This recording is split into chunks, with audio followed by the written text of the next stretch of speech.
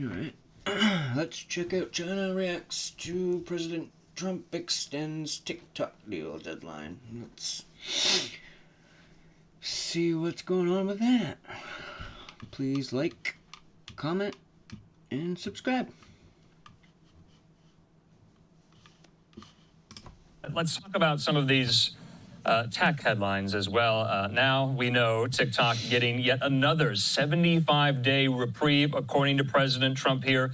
Caroline Leavitt, the White House press secretary, with the post on Truth Social saying this: my administration has been working very hard on a deal to save TikTok, and we've made tremendous progress. He says the deal requires more work to ensure all necessary approvals are signed, which is why I am signing an executive order to keep TikTok up and running for an additional 75 days.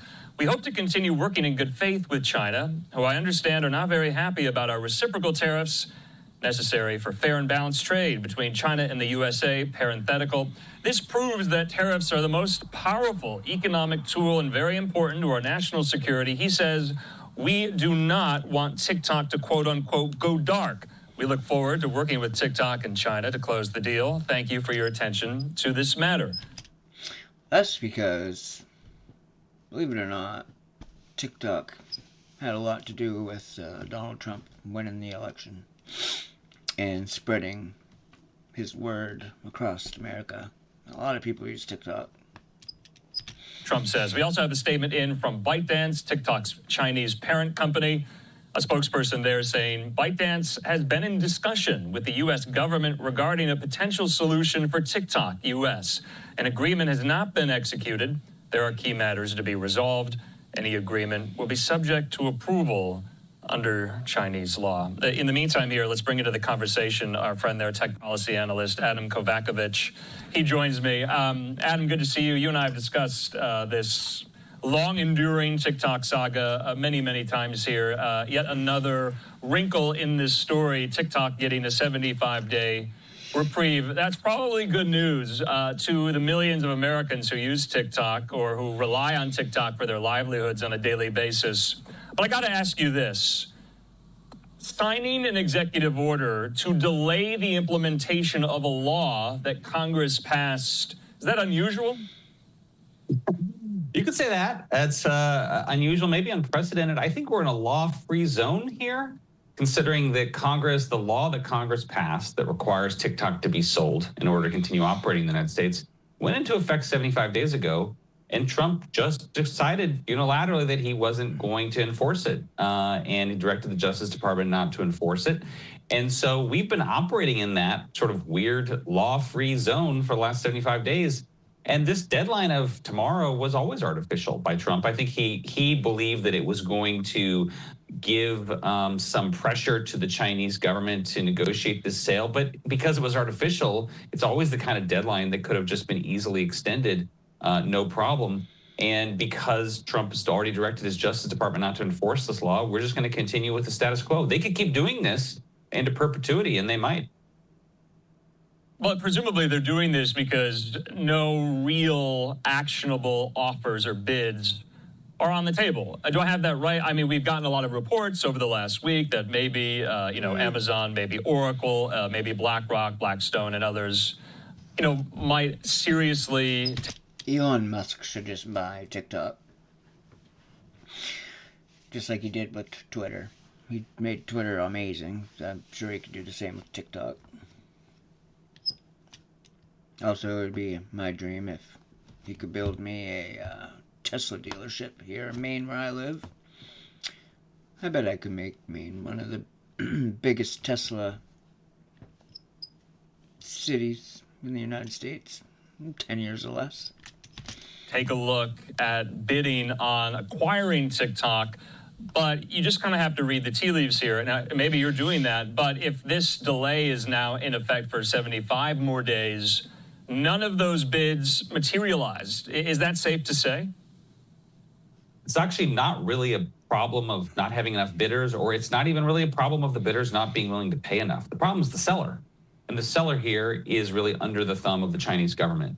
And the Chinese government will not allow it to be sold just as is. Now, some of the reporting in the last 2 days suggested that the deal the Trump administration was negotiating would allow for American investors to take over majority share ownership of TikTok, and that which would potentially dilute ByteDance, which is the Chinese company owning TikTok, dilute their ownership down to less than 20%, which is what the law requires, a law passed by Congress. But the same reports said that China, ByteDance, would continue to control TikTok's algorithm. And if that's true, that actually should even be more troubling, because look, what they're basically saying is, look, you can own it, but we really want to control what Americans see, which is what the algorithm is about. And that's the thing that gave members of Congress pause about TikTok in the first place. So, Adam, it does seem like they're at an impasse yet again here. And it's not a new impasse, because you and I have discussed the hesitation, that's putting it mildly, on ByteDance, on the Chinese government to sell TikTok to any U.S. partner or U.S. entity. They don't seem to be budging on that very question. So that's why we're back here yet again. Would they ever budge? And if so, what would that look like? I mean, you saw some of the negotiating tactics there Trump was somewhat alluding to with regard to the tariffs, the reciprocal tariffs levied against China, China retaliating today in kind. Could that be an opening, do you think, on the TikTok question? Right. Well, this is why I think you have to separate China's perspective from like what would be economically rational and then what would be sort of how it would impact their politics. Look, TikTok is probably China's most successful tech company, tech export, right? So they could allow it to be sold. It'd be sold for many $1 billion, and it would be really a validation of China's approach to tech. But then they would lose control over the algorithm. They'd lose, frankly, this national security asset they have, which is affecting how what Americans see on TikTok. So I think what they're doing is they're putting their political and sort of national security interests over their economic interests. But Adam, you're making the case. You're making the case that so many on Capitol Hill, at least, have made that there are national security concerns. That's why they passed this law, to have TikTok be divested from ByteDance because of the Chinese concerns. And you're saying that, well, that's... Why can't we all just get along? Why are we always going to be all spying on each other and shit? Plus for China. Look, I mean, the law, interestingly enough, says that If I met a Chinese person, just randomly, I ain't gonna fight that dude. Might want to be their friend, who knows? Actually, there can be, the law actually prohibits the kind of arrangement that some of the reporting about the Trump deal on the table would allow. So the deal on the table apparently would allow ByteDance to continue controlling the TikTok algorithm. Well, a law that Congress passed says is no, they can't do that. And so this is why I said we're operating a law-free zone. Interestingly, you asked about kind of the tariff impact. And look, I mean, the tariff situation between the U.S. and China is as fraught as it's ever been.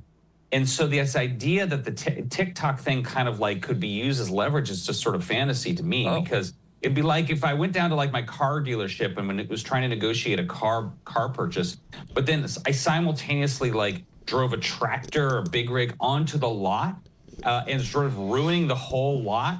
Like, obviously, they're not going to do a deal with me, right? And so I think that's sort of, what's happening here. This is just completely, the tariffs are throwing just another wrench into the whole conversation between the U.S. and China on this question.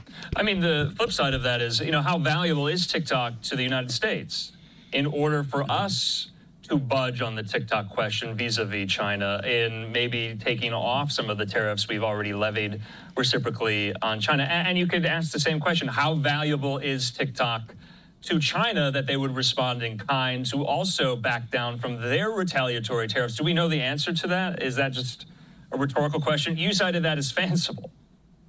Yeah, we don't know the answer to it. But here's the thing. If Trump had come out and said, I'm slapping tariffs on China unless they sell TikTok to us, then okay, then you'd have like the contours of the negotiation. But that's not what he said. That would be a stupid goddamn reason. And President Trump would never say that. He said he was slapping tariffs on China because of fentanyl, right? And then subsequently has said that he's slapping tariffs on China because we got to restore American manufacturing. So the rationale for the tariffs, you have like 3 different possible rationales for it. So I just think it sort of confuses any kind of negotiation there.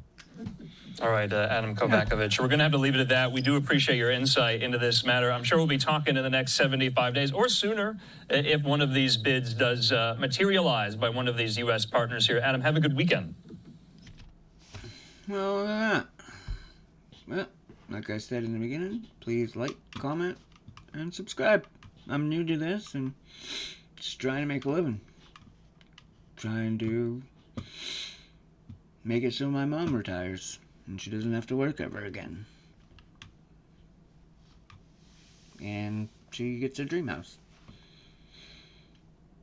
She's done a lot for me, so it's time to repay the favor.